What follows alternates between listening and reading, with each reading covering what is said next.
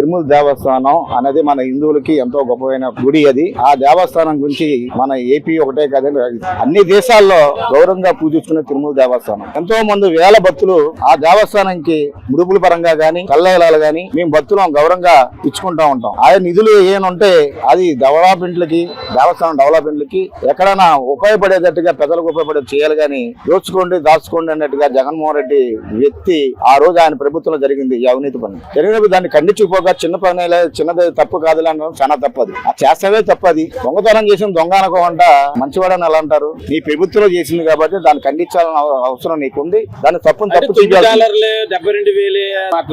తొమ్మిదిదారులు 10-70 ఇవన్నీ కాదండి. పావలా తీసుకున్న తప్పు తప్పే.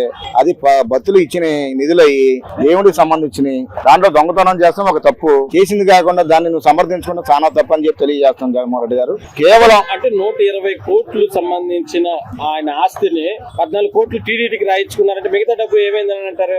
జగన్మోహన్ ఉండికి వెళ్ళిందని అనుకుంటారు. మీరు క్రిస్టియన్ మతం తీసుకున్న వ్యక్తులు, బాప్టిజం తీసుకున్న వ్యక్తులు హిందూ మనోభావాలు దెబ్బ చేసే విధానంగా నువ్వు మాట్లాడుతాం. అది తప్పని మేము ఖండిస్తున్నాం. ప్రజల తరపున రేపు పొద్దున బుద్ధి చెప్తామని చెప్పి తెలియజేస్తాం. తప్పు తప్పండి. ఏ రాష్ట్రంలో జరిగిన ఏ దేశంలో జరిగిన తప్పు తప్పే. ఆ తప్పుని తప్పని చెప్పకపోగా నువ్వు దాన్ని సమర్థించుకుంటావు జగన్మోహన్ రెడ్డి గారు చాలా తప్పని తెలియజేస్తాం.